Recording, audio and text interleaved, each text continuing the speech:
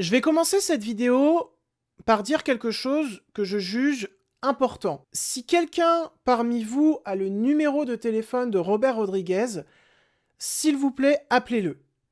Et écoutez-le, parce que je pense qu'il va mal et qu'il a besoin de parler. Parce que là, c'est juste pas possible. C'est juste pas possible. Hello et bienvenue dans cette toute nouvelle critique où il sera question de Spy Kids Armageddon, le dernier film de Robert Rodriguez. Et j'ai assez hâte de vous en parler. Voilà. Peut-être pas pour les bonnes raisons, mais j'ai assez hâte de vous en parler. Alors, juste avant de plonger dans cette nouvelle critique, je préchote déjà certains commentaires. Mais où est-ce qu'elle est, la partie 2 de nos collections DVD et Blu-ray? Eh bien, elle est sur la table de montage actuellement. Elle dure assez longtemps. J'ai pas mal de choses en termes de montage à faire dessus. Et du coup, ça me prend du temps. Et bah, je me suis dit, je vais pas vous laisser sans vidéo pendant du temps. Beaucoup de temps. Et donc, j'en profite pour tourner une critique assez courte sur Spy Kids Armageddon. Comme ça, vous avez du contenu. Mais ne vous inquiétez pas, la collection DVD Blu-ray 4 partie 2 arrive. Voilà, ne vous inquiétez pas. Du coup, avant de parler de Spy Kids Armageddon, est-ce que j'aime bien le cinéma de Robert Rodriguez en général? Oui. Alors, j'ai pas vu tous ses films, mais ce que je peux vous dire, c'est que je suis un grand fan du premier Sin City que je trouve assez admirable. Le deuxième, un peu moins, après ça se regarde encore. J'ai beaucoup de sympathie également pour les Machete que je trouve ultra fun à regarder et même assez intéressant dans le cinéma de Robert Rodriguez, que Machete représente dans le cinéma de Robert Rodriguez. Bah, je trouve ça vraiment assez fascinant en quelque sorte. Il y a également Une nuit en enfer. Voilà, Une nuit en enfer. On ne présente plus ce film, c'est un film archi-culte qui est trop bien, tout simplement. Et il y a eu également Spy Kids. Alors, faut savoir que la Spy Kids Armageddon, c'est un remake, et ce remake sort directement sur Netflix. Il faut savoir également que tous les autres films Spy Kids, donc il y en a eu 1, 2, 3, et attendez, 4.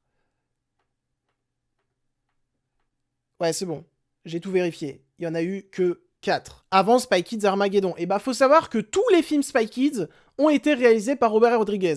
Voilà, ça, c'est une petite anecdote que je voulais poser là parce que je trouve ça assez rigolo. Et alors, Spy Kids, je vais être honnête avec vous, je n'ai vu que le premier film, dont je suis assez fan. En fait, ce que j'aime beaucoup avec Spy Kids, c'est le fait que, comme les films Machete, Spy Kids est un ovni dans le cinéma de Robert Rodriguez, je trouve. C'est un film qui est plein d'innocence, c'est un film qui peut paraître très kitsch, mais j'y vois un travail du kitsch. Et du coup, je trouve ça intéressant. Et puis au-delà de ça, bah, j'ai beaucoup grandi avec le premier film Spy Kids, donc forcément, j'ai une attache qui est très subjective, mais une attache. J'avais vu une partie du 2 quand j'étais petit, dans mon souvenir. J'avais plutôt bien aimé, mais j'avais pas fini le film, et j'ai pas vu Spy Kids 3D et Spy Kids 4, qui apparemment sont vraiment des catastrophes ambulantes. Et je veux bien le croire, parce que pour avoir vu des images de Spy Kids 3D, c'est compliqué, c'est compliqué. Et donc là, Robert Rodriguez revient une nouvelle fois sur Netflix, puisque l'un de ses derniers films en date, c'était C'est nous les héros, et c'était un film Netflix. Depuis, il a réalisé Hypnotique, que j'ai pas vu, il a réalisé 2 films cette année, à savoir Hypnotique avec Ben Affleck et Spy Kids Armageddon. Et alors en gros, Spy Kids, qu'est-ce que ça raconte? Je vais la faire très simple, encore une fois. Ça raconte l'histoire d'enfants qui apprennent que leurs parents sont des espions, leurs parents se sont fait prisonniers, et du coup, les enfants vont devenir des espions et vont essayer de sauver leurs parents et également de sauver le monde. Voilà, c'est très grossièrement résumé, mais en même temps, je vois pas comment on peut faire mieux. Et Spy Kids Armageddon est probablement le pire film de Robert Rodriguez. Selon moi, c'est son pire film, parce que il n'y a rien qui va dans ce putain de film. Il n'y a rien qui va, c'est terrible. Déjà, j'avais pas du tout été sensible avec son C'est nous les héros, son précédent film sur Netflix, que j'avais trouvé assez horrible à regarder et surtout extrêmement bête. Et Spy Kids Armageddon continue dans cette mode que visiblement aime bien Robert Rodriguez, à savoir une mode d'horreur visuelle et de scénario bête à crever. Et je vais le répéter assez souvent dans cette critique, mais je ne comprends pas ce qui s'est passé. Je ne comprends pas même ce qu'il se passe actuellement dans la tête de Robert Rodriguez pour nous sortir des films comme C'est nous les héros ou Spy Kids Armageddon. Qu'est-ce qu'il cherche à faire? Est-ce qu'il cherche à s'enterrer lui-même? Je me pose véritablement la question. Parce que voilà, on va parler des visuels de Spy Kids Armageddon, c'est dégueulasse, mais vraiment, c'est un niveau de dégueulasse comme... Je pense que vous avez rarement vu un film aussi moche, mais vraiment. L'ADA est ultra plate et ultra lisse. En fait, c'est vraiment l'ADA du film Netflix de base. J'en parlais dans ma précédente vidéo où je parlais déjà d'un film Netflix mais bien meilleur que celui-ci, à savoir El Condé de Pablo Larraín, et j'étais content de voir que El Condé passait outre ce format très télévisuel qu'a Netflix dans ses films, à savoir que j'ai l'impression que tout est net dans l'image, même quand c'est flou, j'ai l'impression que c'est net et ça me dérange énormément. Et bah Spy Kids Armageddon, il fonce là-dedans. Mais alors, il y fonce, mais d'une rapidité, même The Flash est pas aussi rapide. Hein. Tout est lisse, il y a pas de détails, ou alors, quand il y a un summum de détails, mais c'est vraiment horrible à regarder. Je pense notamment à tout ce climax qui se passe dans un endroit où il y a une sorte de château, une sorte de construction au milieu de la lave. Donc déjà, c'est ultra bateau en termes de DA parce que t'as vu ça, mais partout ailleurs. Mais en plus de ça, ils essayent de faire du détail dans les constructions, dans la lave qui est de deux couleurs, à savoir la couleur orange et la couleur bleue, et là je trouve que ça se marie pas du tout en termes de photographie, c'est vraiment horrible. Mais en plus de ça, quand ils essayent de faire du détail, c'est des pixels mais vraiment moches, tu vois que c'est des pixels vraiment moches, je ne comprends pas. La réalisation ne tente rien, c'est continuellement dans le vent, on te montre continuellement les choses de manière texto. Il n'y a pas de mise en scène. Les scènes d'action sont horribles à regarder. C'est vraiment tout ce qu'il y a de plus bas de gamme en termes de mouvement de caméra. Il y a un moment, je me suis dit, tiens, il y a une idée, j'espère que le film va la tenir. Et il ne la tient pas. Il y a un moment où les deux parents doivent se battre et ils font exploser un petit truc qui fait clignoter toute la pièce dans laquelle ils sont. Et la scène d'action commence, et t'as un effet stroboscopique qui accompagne cette scène d'action. Je me suis dit, ah, c'est intéressant. C'est du déjà vu, mais c'est intéressant. Est-ce qu'ils vont tenir cette idée de réalisation? Non, parce que ça dure, mais vraiment 5 secondes, et ensuite ça replonge dans une scène d'action filmée caméra épaule, avec un cadre absolument irregardable. Je ne comprends pas. Je le répète, je suis désolé, mais je ne comprends pas. Robert Rodriguez, c'est un bon réal de base. Aussi, au niveau du scénario, c'est une véritable catastrophe. J'ai vu passer un article où Robert Rodriguez disait « Mais arrêtez de me faire chier concernant les scénarios de C'est nous les héros ou des Spy Kids, c'est des films pour enfants. » Mais qu'est-ce que tu souhaites dire par là, Robert ? Mon petit Robert, qu'est-ce que tu souhaites dire ? T'es en train de nous dire que si ton film est absolument débile à en crever, qu'il prend les gosses pour des abrutis, c'est normal parce que c'est en destination des gosses. Mais mon petit Robert, tu serais pas un petit peu insultant ? Je ne comprends pas que des réalisateurs, que des personnes pensent encore que un film pour enfants se doit d'être bête, se doit de tout expliquer en permanence, parce que le film passe son temps à tout expliquer en permanence. Il t'explique ce que les personnages viennent de faire, ce que les personnages vont faire, et ce que les personnages sont en train de faire. C'est limite si à un moment, t'as pas le personnage de Tony qui va foutre un coup de poing à quelqu'un, et qui va te dire « Je viens de foutre un coup de poing à quelqu'un !» Mais c'est pas possible. Ça m'a rappelé premier degré, une vidéo de Théo Babac où Théo Babac est en train de marcher et il dit « Nous sommes en train de marcher !» Bah, lui, il fait ça de manière humoristique pour faire un truc complètement débile et assumé. Sauf que là, j'ai l'impression que Spy Kids Armageddon fait un truc complètement débile mais pas assumé. Alors ça pourrait l'être, puisque Robert Rodriguez dit « C'est des films pour enfants, ça se doit d'être bête !» Il a pas dit « ça se doit d'être bête », mais en gros, j'ai l'impression que c'est ce qu'il cherche à faire passer comme message. Mais donc, que le film soit bête de manière assumée ou pas assumée, c'est juste, mais inécoutable, parce que c'est ultra abrutissant et vraiment, vraiment détestable, je trouve, de donner un film aux gosses où tu leur expliques tout en permanence, où tu les prends pour des abrutis finis. Les gosses ne sont pas des abrutis finis, ils méritent beaucoup mieux que Spy Kids Armageddon, qui est une véritable insulte pour eux. Et alors quand ça passe pas tout son temps à te surexpliquer, bah ça continue dans l'insulte envers les gosses en créant des scènes stressantes à base de « Ok, on doit aller dans la salle de jeu, mais pour aller dans la salle de jeu, faut passer devant le bureau de papa et maman, et devant le bureau de papa et maman, il y a un parquet qui grince. Alors on va... J'arrive plus à trouver mes mots tellement c'est débile. On va élaborer un plan pour marcher sur les planches du parquet qui ne grincent pas. » Est-ce que tu te fous de ma gueule, Robert? Vraiment, s'il te plaît, explique-moi là. Et puis t'as aussi un message qui est vraiment très border et ultra daté, où dans un premier temps, ça te dit « Ouais, les jeux vidéo quand même pour les gosses, c'est vraiment pas bien. » Donc déjà, aïe, on est en 2023, Robert. On est en 2023. Je pense que faut arrêter de croire que les jeux vidéo ont une mauvaise influence. Vraiment, faut arrêter ça. C'est un message ultra boomer. Mais alors, quand ça essaye d'être progressiste, en mode, non, les jeux vidéo, en fait, c'est pas si mauvais pour les gosses, et ben ça te dit, on va plutôt utiliser les jeux vidéo comme propagande. Je suis fatigué.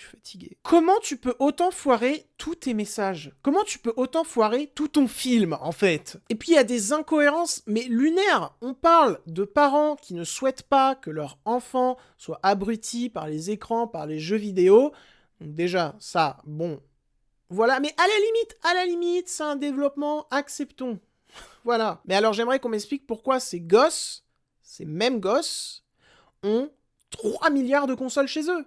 Je veux dire, si je me mets dans la tête des parents qui ne souhaitent pas que leur gosse soit abruti par des consoles, etc., je ne leur achète pas une console et un écran chacun, et je leur réserve pas une salle, une pièce de la maison entière pour que ils s'abrutissent devant les jeux vidéo. C'est complètement incohérent, c'est débile. Et puis alors, le méchant du film, son plan... Bah, je vous spoil son plan parce que c'est dans les 5 premières minutes du film, mais son plan, quand même, hein, c'est de rendre le monde gentil. Je ne sais pas pourquoi j'ai pris cet accent. Mais à la limite, ok, il le fait de la mauvaise manière, mais à la limite, tu te dis, pourquoi l'empêcher, genre? À la limite, parce que... Bah, rendre le monde gentil, c'est cool, tu vois. Bon, il le fait des mauvaises manières. Ok, mais le plan est nul. Et puis alors, je vais finir en parlant du casting. Donc, ce pauvre Zachary Levi, dont je suis pas très fan. Hein. Je suis pas très fan de base. Mais alors, quand il te dit... vraiment, c'est chiant qu'Hollywood donne des mauvais films à bouffer aux gens et qu'ensuite, il enchaîne Shazam 2 et Spy Kids Armageddon. Tu te dis, frérot... tu lui dis, frérot, là, je pense qu'il y a un problème dans ta matrice à toi, il y a vraiment un problème. Et puis vraiment, le casting du film se résume à « Bonjour, sachez qu'actuellement nous sommes à un niveau inimaginable, totalement décédé à l'intérieur. » C'est vraiment ça, j'ai plus la force de parler de ce film, mais en fait, je voulais quand même parler de ce film pour vous poser une question. Est-ce que vous savez ce qui se passe dans la tête de Robert Rodriguez? Sérieusement, il y a quelques années, il a fait Alita Battle Angel. Alita Battle Angel, qui est un film ultra généreux, qui est un film ultra intéressant en termes d'effets spéciaux, qui est un film imparfait en termes de scénario, mais qui est un film... Voilà, si vous voulez voir un bon film de Robert Rodriguez qui est sorti, entre guillemets, dernièrement, regardez Alita Battle Angel. Et pitié, j'espère qu'il y aura une suite à Alita Battle Angel, parce que l'univers promettait de fou. Et quand tu passes de Alita Battle Angel, qui est sorti il y a vraiment quelques années, à C'est nous les héros et Spy Kids Armageddon, je ne sais pas ce qui se passe dans sa tête. Surtout que Spy Kids 1, comme je l'ai dit, c'était kitsch, c'était pas très beau, mais il y avait un travail du kitsch, et tu sentais que Robert Rodriguez s'amusait derrière sa caméra, s'amusait à créer un univers kitschouille. Là, j'ai l'impression qu'il ne s'amuse plus. J'ai l'impression qu'il fait juste de la merde pour faire de la merde. C'est limite, je me pose limite la question les gens lui ont tellement dit que son cinéma c'était de la merde, est-ce qu'il est pas en train de faire exprès que ce soit de la merde pour que les gens se disent « Ah non, en fait, ce qu'il faisait avant, c'était pas si mal. » Vraiment, je me pose la question. Qu'est-ce qui se passe, Robert ? Qu'est-ce qui se passe ? Robert, s'il te plaît, reviens à un cinéma beaucoup plus proche de Sin City. Sin City qui était magnifique visuellement. Même le 2, que j'aime pas trop, qui a des défauts visuels, il est 1000 fois plus beau que C'est nous les héros ou Spy Kids Armageddon, quoi. Reviens à quelque chose comme Une nuit en enfer, comme Desperado. Arrête avec tes films pour enfants qui ont ni queue ni tête et qui surtout les insultent. Voilà, les insultes. Ce que tu fais actuellement, ouais, je m'adresse à toi. Si tu passes devant cette vidéo, franchement, j'en doute, mais si tu passes devant cette vidéo, arrête. Pose-toi les bonnes questions, arrête de desservir ton cinéma de la sorte.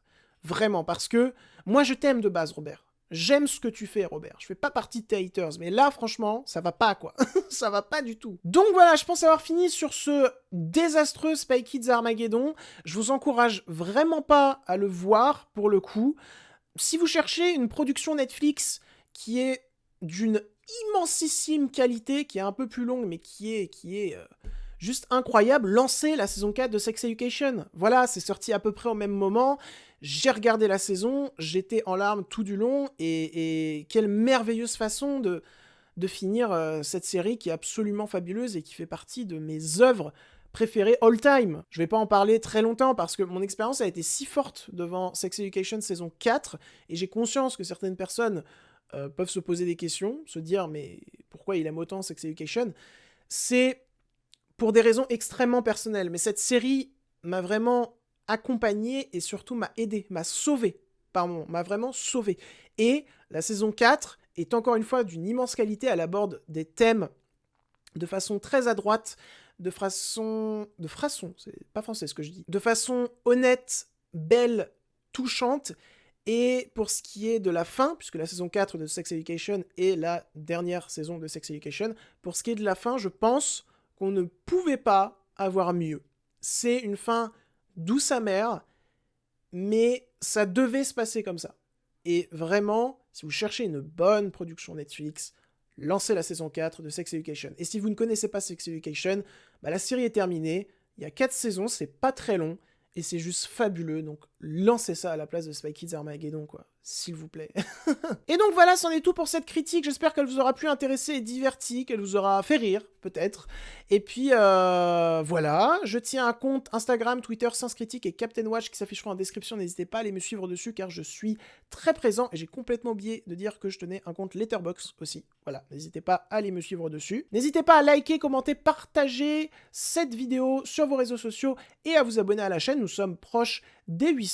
Et sur ce, on se retrouve très vite. Voilà, je m'en vais côtoyer d'autres univers et je vous dis salut. When I find myself in times of trouble, Mother Mary comes to me, speaking words